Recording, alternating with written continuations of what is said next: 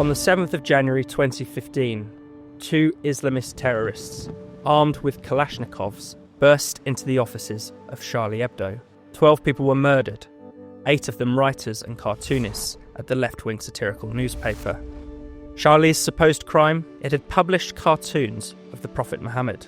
The massacre sparked outpourings of solidarity, but also a cowardly, censorious backlash. Many decried the killings, but decried Charlie's supposed provocations too.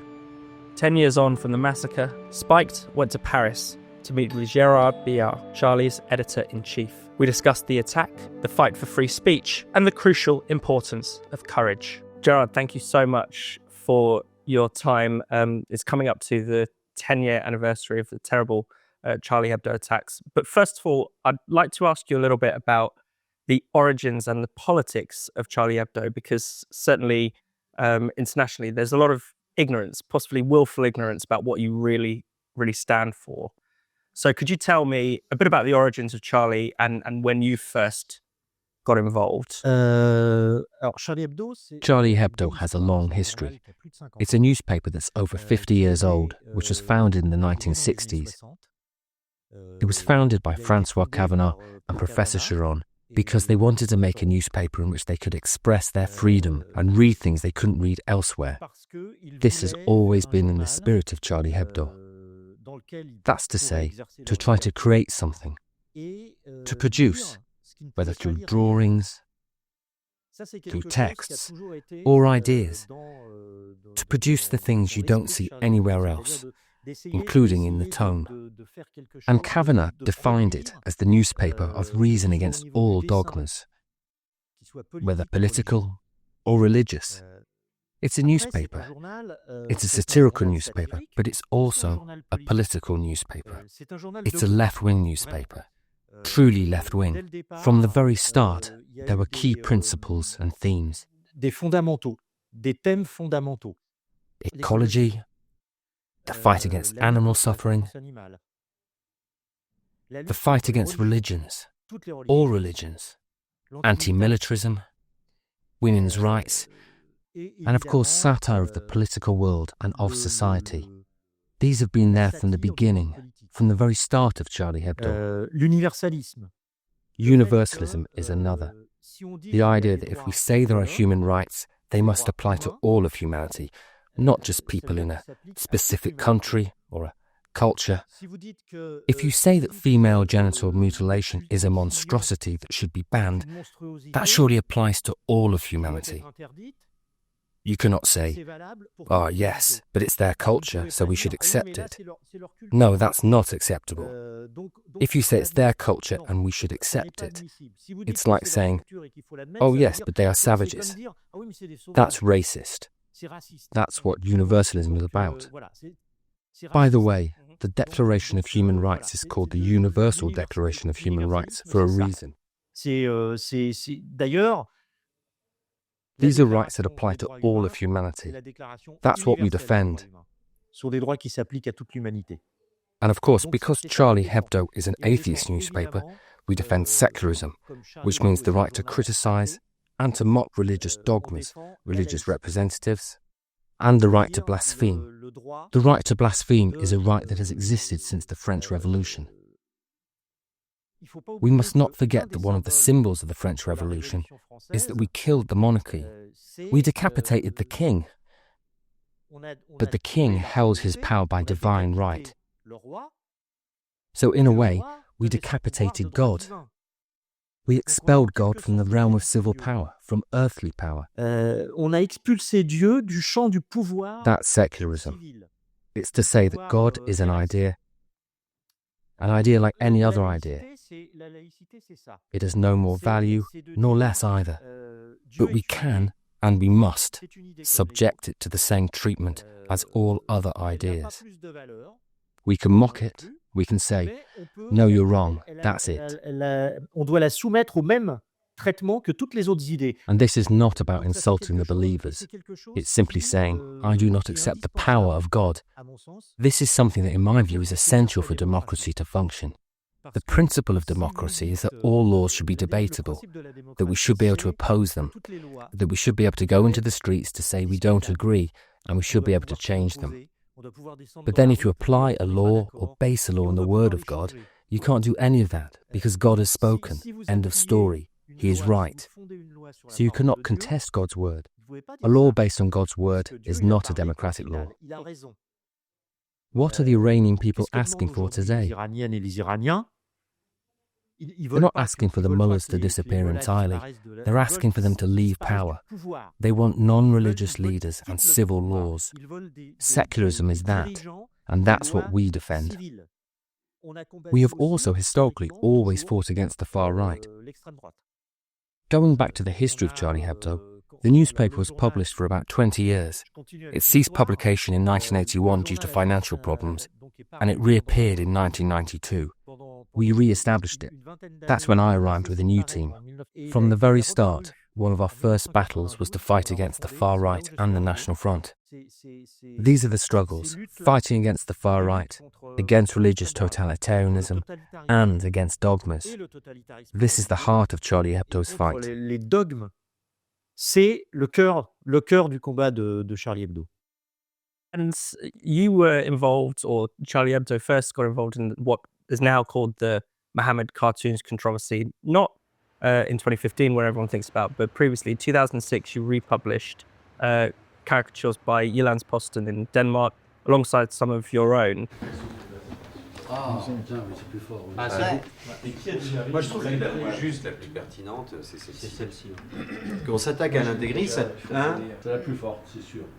Can you tell me a bit about why that was so important, why it was so important to take that particular stand? Alors, I need to tell you the story. It's a story hardly anyone knows about, even though we've told it many times. It's important for people to know that the Mohammed caricature affair started in 2005, when the Danish newspaper Jyllands-Posten launched a cartoon competition, a drawing contest on Mohammed. Why did they launch this contest? Because an editor who was working on a book about the history of Mohammed couldn't find any illustrators. No one wanted to illustrate his book. No one wanted to draw Mohammed, because 2 years earlier, Dutch filmmaker Theo van Gogh had been murdered for making a film about Mohammed. So there was this fear. Jyllands-Posten then decided to launch the contest. It selected 12 drawings and published them. And then, nothing happened. 3 months later, there were 4 Danish imams who decided to tour the countries of the Middle East with the drawings, to show people the Jyllands-Posten drawings. But they didn't only show the 12 drawings. They also added 3 other images. 2 drawings which had nothing to do with Jyllands-Posten, which came from a far-right American website. One showing Mohammed being sodomized by a dog. And another image that wasn't a cartoon but a photo. It showed a bearded man with a pig mask. This photo had actually been taken in France, in a festival in a village, during a pig squealing contest. So it had nothing to do with either Mohammed or with Jyllands-Posten. But the imams still toured the Middle East with these images, saying, "Look at how they treat us. Look at how they see our prophet. Look." Needless to say, this sparked riots. Danish embassies were attacked and burned in several countries. That's what really kicked off the Mohammed cartoons controversy. Danish embassies were set on fire in Egypt and elsewhere. C'était en Égypte et puis les ambassades danoises. En France, Charlie Hebdo n'est pas le premier journal. In France, Charlie Hebdo wasn't the first newspaper to publish the caricatures. C'est France Soir. The first to publish the caricatures was France Soir, which published them because of this controversy, because of the embassy burning incidents. France Soir did its job. It informed the public. It said, here's what happened, and here's why, because of these 12 caricatures. But for having published these caricatures, the editor-in-chief of France Soir was fired by the owner of the newspaper, who was an Egyptian businessman. Philippe Val, our editor-in-chief at the time, and Kabou both said, this is unacceptable. We have to support François. We have to say that in France, we have the right to publish cartoons, even cartoons of divine idols. The right to blaspheme exists. There's no crime of blasphemy in France. And above all, we must defend this freedom and press freedom. Il faut défendre cette liberté et cette liberté de la presse. Donc, à notre tour, so we also published the cartoons in an issue of Charlie Hebdo. Dans le numéro de Charlie Hebdo, with a cover drawing by Kaboo, with the captions, "It's hard to be loved by idiots," and "Mohammed is overwhelmed by extremists." We did a special issue. We published the Danish cartoons, our own drawings, and lots of articles detailing the affair. That gave a bit more publicity to the story. We also have to remember that our editor at the time, Philippe Val, also asked all editors of French newspapers, daily and weekly, to publish the cartoons in support. But only 2 newspapers did.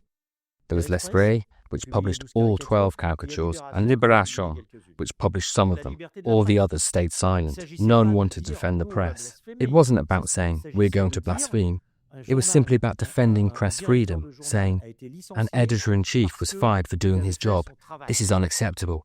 It was only saying that, but no one did anything. Personne l'a fait. And your office came under threat as well. It was firebombed at the time, or in response to that. Non, il a été. Oui, This was later. That was in 2011. It was because we published a special issue where Mohammed was portrayed as the editor-in-chief. This issue was entitled Charlie Hebdo. It was responding to the news that an Islamist party, Ennahda, had just come to power in Tunisia. Le parti Islamist Ennahda. It's important to understand one thing. Every time we publish a cartoon, whether it's about politics, religion, or society, it's because something relevant has happened. If we draw Mohammed, it's not simply because we want to draw Mohammed, it's because Mohammed is in the news. We are a newspaper that comments on current affairs. To be honest, we're not really interested in Mohammed. It's not our problem. We're not interested in God. We don't give a damn. But unfortunately, God matters to a lot of people in the world, and some use God to exercise a toxic totalitarian power over others. So that's what we're fighting against. And let's move on to 2015, to the attack itself. What do you remember from that day? Where were you, and how did you find out about it? I was in London. J'étais à Londres. I was away in London. Donc voilà, et je l'ai appris par un coup de fil et voilà. I found out through a phone call. I didn't know what was going on at all. So I was receiving constant calls asking, "What's happening? What's happening?" And I had no idea. So I went to the French embassy. It wasn't until I got there that I understood what had really happened. I came back to Paris that same evening to meet with the survivors. Then we met again the next morning, on 8th of January. We decided to immediately publish a new issue, to make what would later be called the Survivors issue. On a décidé de faire tout de suite un numéro. It showed Mohammed saying, "All is forgiven." We decided to make that issue right away. First, because we had to prove the 2 terrorists wrong who had left the newspaper shouting, "Charlie Hebdo is dead, we killed Charlie Hebdo." Du journal en criant "Charlie Hebdo est mort, on a tué Charlie Hebdo." Non, vous n'avez pas tué Charlie Hebdo. No, you didn't kill Charlie Hebdo. And you didn't even kill those people you assassinated. Ce qu'incarnaient les personnes, because their work is still in the newspaper. We also published their drawings, we published their articles. We made a newspaper with them too, in order to say, "No, you didn't win, you didn't kill us." On a fait un journal aussi avec eux, pour dire non, vous n'avez pas gagné. So that's what happened right after 7th of January. Let's talk a little bit about the reaction. A lot of it was very positive at the time. You know, many thousands of people filling the Place de la République in France. Many people coming out in favour of free expression. You had the Je suis Charlie movement. Did that reassure you? Oui, d'abord c'était quelque chose. Yes, but it is important to put yourself in the context of the time and in our position back then. We'd just been attacked. The editorial team had been attacked. We had lost 12 colleagues. Some others were in the hospital in critical condition. On top of all that, we had to manage enormous media pressure. Overnight, Charlie Hebdo, a newspaper, which was an actor in the media, then suddenly became an object of media attention. Everyone was watching us around the world. There were all these things we had to try to manage as best as we could.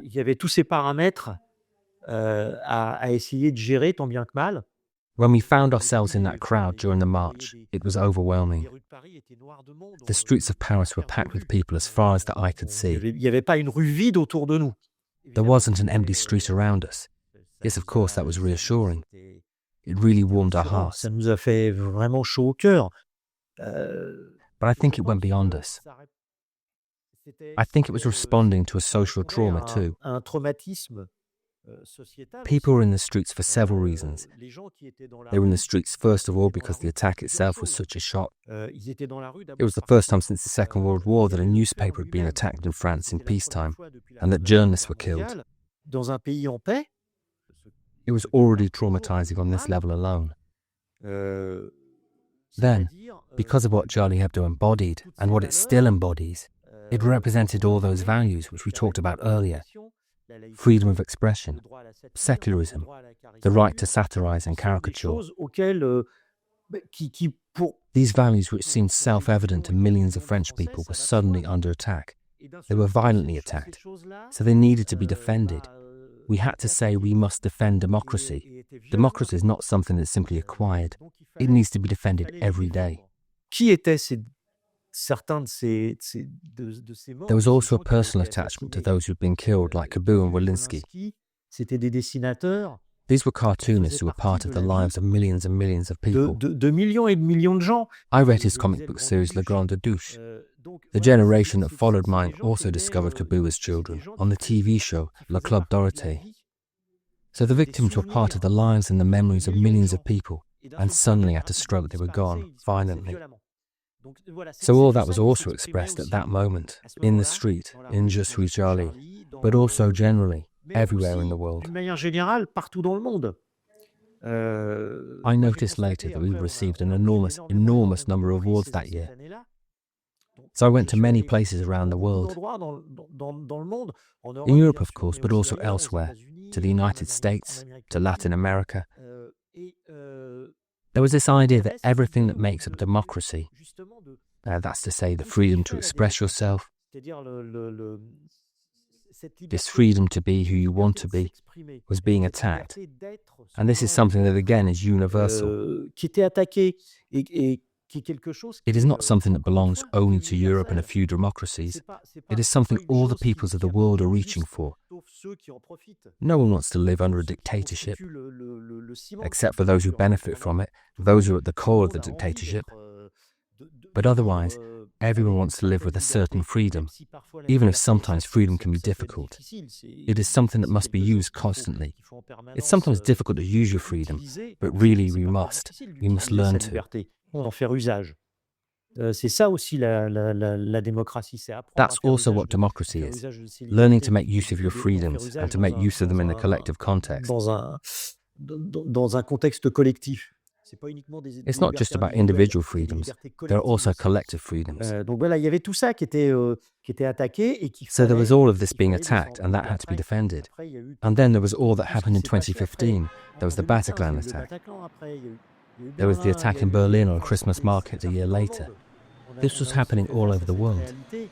We also had to face the fact that while Islamist terrorism and Islamism is of course attacking the Western world, but where it wreaks the most havoc, where it kills the most people, is in Muslim majority countries themselves. And in these Muslim countries, no one is insulting Muhammad, no one is blaspheming. Over there, Islamist attacks take place in mosques. The people who worship in mosques aren't insulting Muhammad. We've now become aware that Islamism is a political ideology, a totalitarian ideology. It is this that we must take a stand against, that we must fight against. It's not against believers. We don't give a shit about the believers. The believers aren't the problem. Believers can believe what they like. The problem is the use of these beliefs to control society. That's what religion does. It's about how worship, belief, and faith are used to exercise control over society and individuals. That's where the danger lies. And do you worry a bit that, perhaps that control is, stuck? I mean, that they're succeeding in a way, because you see some of the response. We had the heartening response, as we've just been talking about, but also in the UK, I don't know if you saw on Sky News, one of your former writers, Caroline Forest, she tried to show the edition with the cartoon of Mohammed. And Sky News, they panned their camera away because they, didn't want to show it. They apologised to those who were offended. As that. With Mohammed here at Sky News, we've chosen not to show that cover, so we would appreciate Caroline not showing that. I do apologise for any of our viewers who may have been offended by that. There's still a sort of soft censorship going on there. I mean, what did you make of that kind of response? Évidemment, on trouve ça désolant. Parce que il faut saisir ce qu'est le blasphème. Frankly, we find it pitiful. We have to understand what blasphemy is. It's about challenging power, challenging dogmas. It's not mocking the believers. I can understand that a believer can be shocked or offended. I can also be offended by something. I'm shocked every day. When I go out on the street, there are lots of things that shock me, but I'm not going to insult the people who shock me. At most, I will debate with them. I will try to explain to them what I think, that's all. But blasphemy is not about intending to shock anyone. It's about saying, there is power here, and we have the right to contest this power. When the media, when newspapers refuse to exercise this right, that's something very serious. This isn't just about caricatures of Muhammad. This matters in general for cartoons, for press drawings. For example, in the New York Times, a newspaper as important as the New York Times, which sets the tone for the media not only in the US but in the whole world, which acts as the paper of record, when it decides to overnight to stop publishing cartoons, press drawings, while openly saying, because it might cause controversy, because it might start arguments, because it might create debate, we're not going to publish them. What does this mean? When a newspaper like the New York Times says, we don't want to create problems, we don't want debate, well, then you should be doing something else other than journalism. You should be selling peanuts. It's renouncing an essential tool of journalistic practice. The press drawing, the caricature, is a means to show an aspect of society, an aspect of current events, or an aspect of a public figure, in a way that you couldn't otherwise. It will open a window into an issue in a way you cannot with words, or even with a photo or an editorial. We need caricatures. We need the caricaturist perspective, and we need this connection between a context, an event, where you can superimpose two events to highlight something you wouldn't otherwise see. That's what press drawing, caricature and satire can do. And it's something that is universal. Regardez ce qui se passe aujourd'hui en Syrie. Look at what is happening today in Syria. What is the first thing that Syrians did? They took Assad's family photos, showing him in his kangaroo undies, and they published them. They altered them. They drew them. That is what it means to mock those in power. The first thing we do when we elect a president in a democracy is we mock him. We give him a big nose. Caricature is something indispensable. If journalism deprives itself of caricatures, it deprives itself of the very essence of critical thinking, which is what defines journalism. So it is very serious to refuse to show something by saying, oh yes, but it could offend some people. It's appalling. We are, after all, only talking about ideas. If there's an idea we won't talk about, then that means some citizens' ideas are more important than the ideas of other citizens. And then what does that mean? We're no longer a democracy if we accept that. You were given a Courage Award, or Charlie Hebdo was given a Courage Award by PEN America, really important freedom of expression organisation for authors and writers. Some images can be shocking. Being shocked is a part of democratic debate. Being shot is not. But there were many members of that who objected. I mean, they even organised a letter against you. What did you make of that reaction? Je vais reprendre l'argumentation presque textuelle. I'm going to repeat the argument, almost word for word, that was made by Salman Rushdie. Because it happens that when these 300 writers wrote this letter to dissociate themselves from PEN America, to revoke their solidarity, and to say that Charlie Hebdo is a racist newspaper, well, first of all, Salman Rushdie called them pussies. D'abord, Salman Rushdie les a traités de pussies. And secondly, he pointed out something very true, that the overwhelming majority of them had never once opened Charlie Hebdo for the simple and understandable reason that they were unable to read a single word of Pour la French. simple et bonne raison qu'ils étaient incapables de lire un seul mot de français. Donc, vous aviez des écrivains qui prenaient une So you had these writers posturing against something about which they knew literally nothing about. So that's it. I think that's all there is to say about it. And today we hear the same thing. Charlie Hebdo is certainly known, or the name Charlie Hebdo is known, all over the world. You go anywhere in the world, you say Charlie Hebdo, people will say, yes, we know what that is. But that doesn't mean that these millions and millions of people have ever opened Charlie Hebdo, have ever bought Charlie Hebdo. It's a pity, by the way. I'd really like all those who talk about Charlie Hebdo to buy it. I'd be delighted. We'd all be delighted. L'achète. Je serais ravi. On serait tous ravis.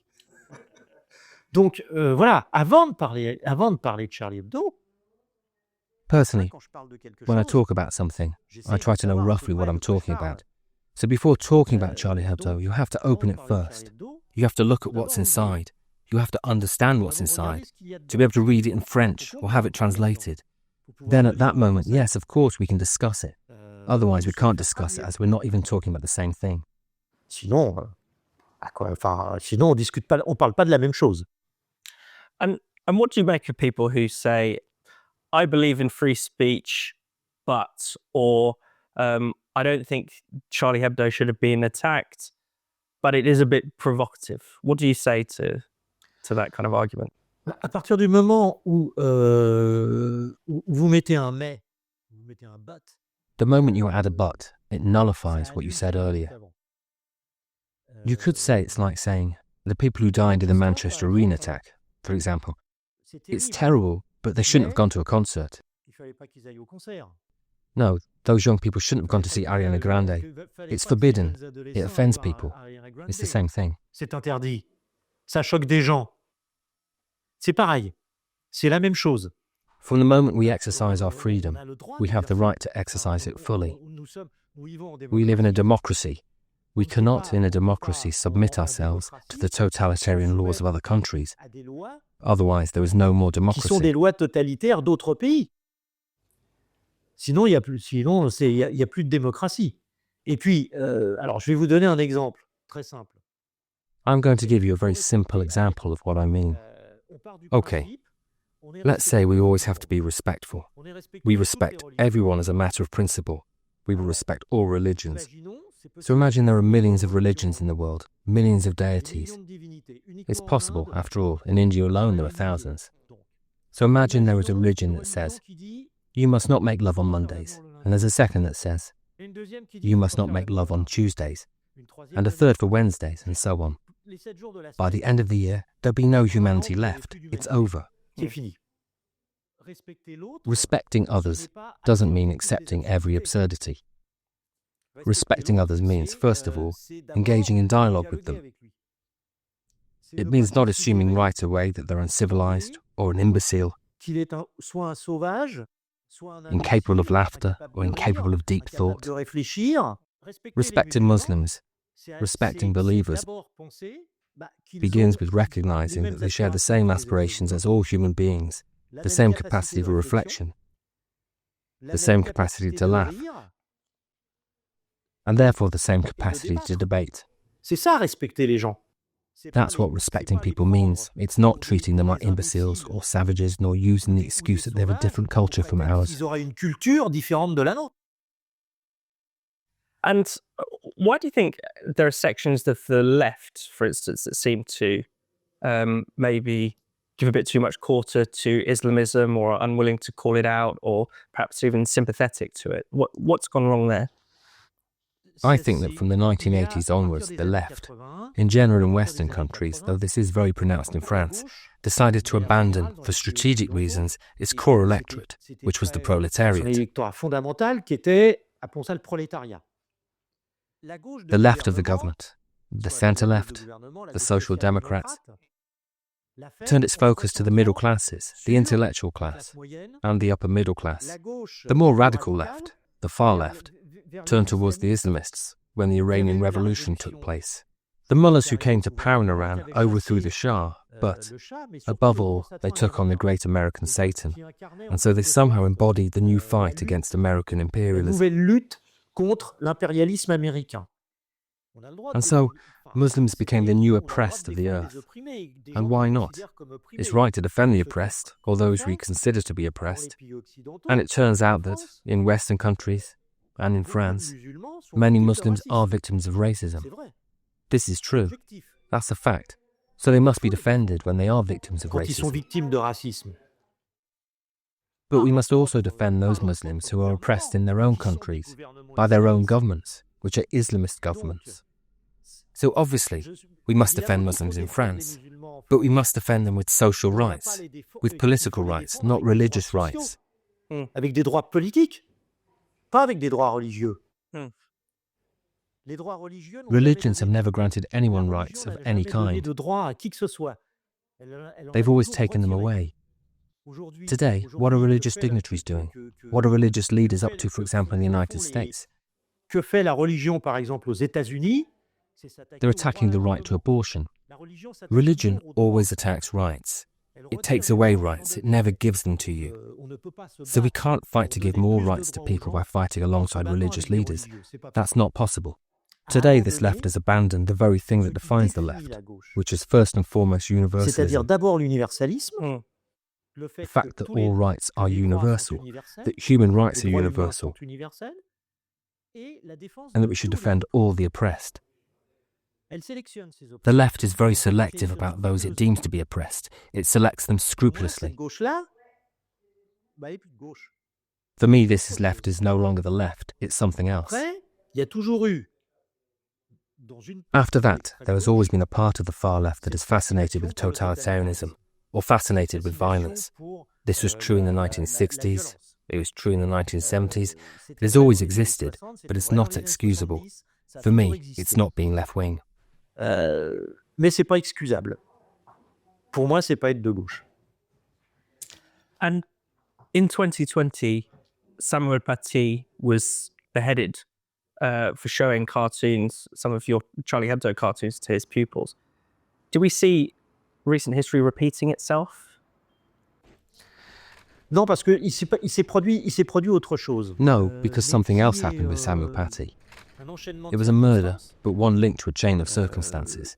If you look at the lessons Samuel Paty gave to his students, which has been published, you'll see he simply relied on the national curriculum. He didn't go beyond that. He taught his class as he should have. It turns out that one of his students lied to her father because she had been excluded from school, not by Samuel Paty, but by the head teacher for behavioural reasons. It was about something else entirely. She lied to her father, saying she was excluded because she was a Muslim and because Paty had shown his cartoons. Her father believed her. He made a video which was shared and instrumentalized by a radical Islamist militant, who was the founder of the Sheikh Yassin Committee, which has now been dissolved for inciting terrorism. Par un militant islamiste radical au procès Paty. He was also convicted. These two men were heavily sentenced during Samuel Paty's trial, for good reason.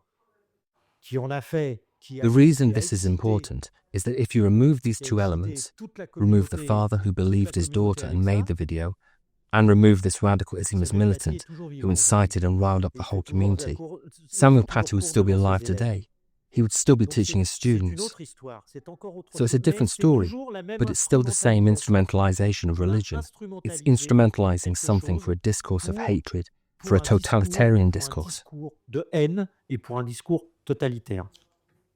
And finally, as we approach the anniversary of the terror attack, how can we stand up for free speech today? What do we need to do to make sure that the people who lost their lives, or how do we best honor the people who lost their lives? La meilleure façon de défendre une liberté. The best way to defend a freedom, whatever freedom it might be, freedom of expression, freedom of the press, the freedom to come and go, is by making use of it. It's to use it, above all, without fear. It's normal to be afraid. It's a human feeling. But fear does not protect you. Fear does not protect us from terrorism. It pushes us to further restrict our own freedoms, and it prevents us from exercising them. But it does not stop terrorists from acting. Because Islamist terrorism doesn't need any excuses to kill. There are always 1,000 excuses to justify the unjustifiable. It's a totalitarian ideology that exists only through terror. Its ultimate goal is to rule through fear. You can be afraid, of course, but you mustn't let that fear guide you. It's like an extortion racket, or like being blackmailed. If you pay once, you'll have to keep paying more. So there's no point in giving in to fear. Terrorist attacks work like this. If we give in to fear, we will lose more freedoms. We no longer publish what we want to. We no longer publish cartoons. We instate laws to ban blasphemy, as Denmark has just done. But that doesn't change anything. The terrorism is still there. It still wants to kill. It still wants to kill people who gather to drink, to talk to each other, to make newspapers, to listen to music, even to pray. The terrorism doesn't go away.